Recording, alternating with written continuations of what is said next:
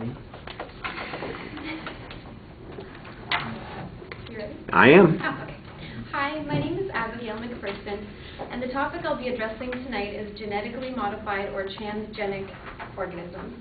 Let's imagine for a moment that we're all soybean farmers in Iowa. It's time to plant the new crop, so we head to our local seed supplier. They generally have a few varieties of seed to choose from, but this year the seed that's being featured is different.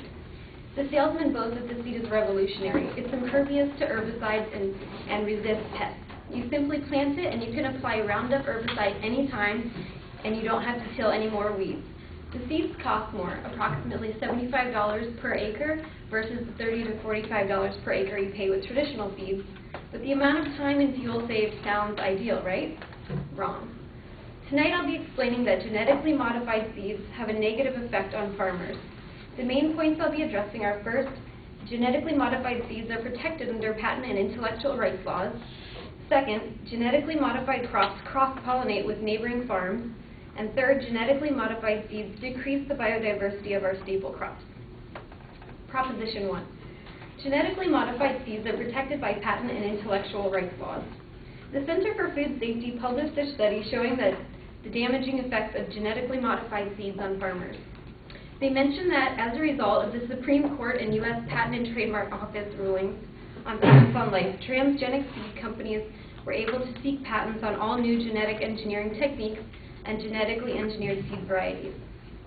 They continue by stating, because the patents only allow for the exchange and use of seeds if a license is first obtained from the patent holder, farmers possessing patented seeds are prohibited by law from saving them for use the next year, essentially revoking a right that's been central to farming for over 10,000 years. The farmers that purchase genetically modified seeds are under contract to use the seeds. If a farmer is found to have breached the contract, the manufacturer of the seeds has put small farms into bankruptcy through expensive and drawn-out litigation. For cases with recorded judgments, farmers have paid a mean of $412,000 for patent infringement. Monsanto is the largest genetically modified seed manufacturer and owner of Roundup herbicide, routinely monitors farmers for unauthorized use of seeds. A team of 75 investigators is employed to monitor farms and test crops. Unauthorized use can even mean volunteer plants that sprout up on their own from a prior planting or from a neighboring farm, to individuals who unwittingly purchased what they thought to be conventional seeds that contained even just a few of Monsanto's Roundup Ready seeds. Operators of seed cleaning companies have also lost their ability to work, because the contract between farmers and genetically modified seed companies states that if a grower saves, uses, sells, or acquires seed for planting, they are in violation of their agreement and liable for patent infringement. Proposition 2. Genetically modified seeds cross-pollinate plants on neighboring farms. The EPA has found that it's not uncommon for pollen to travel 13 miles and sometimes further. According to a report by the Center for Food Safety, 50% of traditional corn stalk and 50% of traditional soy and 83% of traditional canola was contaminated with genetically modified genomes. Organic farmers cannot sell their crops when they are cross-pollinated with genetically modified crops. They lose the market they specifically grow for. Traditional farmers also have repercussions. The European Union will not import genetically modified corn, soybean, or canola, so farmers who have historically relied on exporting risk financial ruin when their crops become contaminated. The American Farm Bureau estimates that farmers have lost $300 million per year due to European markets refusing to take genetically engineered corn from the U.S. It isn't just specialty markets or exports that are at risk, it is the food source itself. In 2000, the transgenic corn strain called Starlink was planted on 1% of cornfields in Iowa. At harvest, it was detected in over 50% of the corn harvested. The problem was that Starlink was not approved for human consumption, and as a result, the FDA had to recall over 300 corn-based products. A very interesting segment to the cross-pollination debate emerges from the transfer of herbicide-resistant genomes to weeds. After several seasons of planting transgenic crops, regular weeds become superweeds, effectively immune to herbicides. Since the introduction of these herbicide-tolerant crops in the United States, herbicide use has increased by 138 million pounds a year. Proposition 3. Genetically modified seeds decrease the biodiversity of crops. Public seeds or non-proprietary seeds are becoming obsolete. Large manufacturers of genetically modified seeds have purchased many conventional seed houses and discontinued their distribution. Even if farmers want to use conventional seeds, they often have a hard time finding them. Also, as plants become cross-pollinated, their seeds are no longer viable for sale and considered non-GMO. Loss of biodiversity is dangerous for staple food crops. For instance, if a staple crop such as corn or rice is dominated by one strain, then that particular strain, if it acquires a disease or becomes susceptible to a particular pest, the entire food source could be jeopardized, and economic disaster for farmers would be imminent.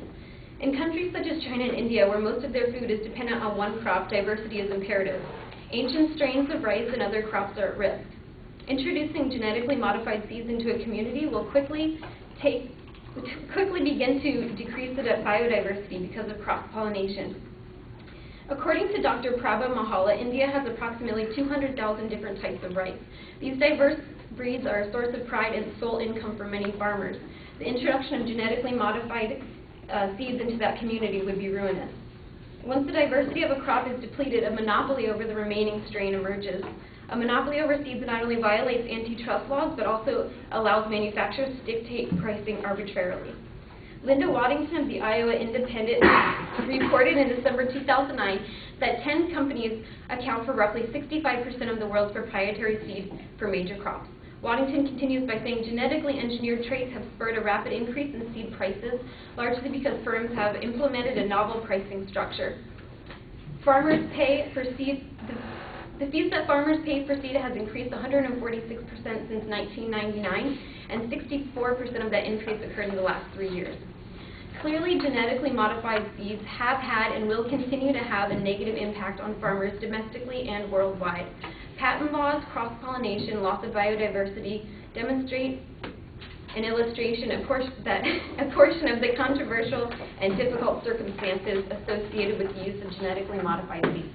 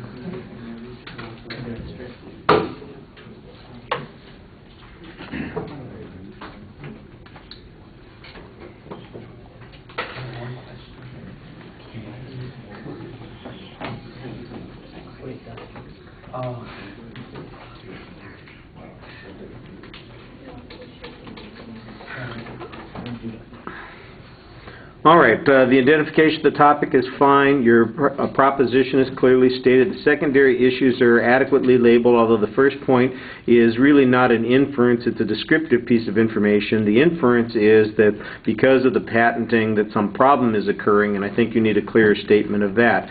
The transition between the points is very easy to follow. You gave us good background on the issue, and you kind of gave us a nice visualization at the beginning of the speech, and I thought that helped quite a bit.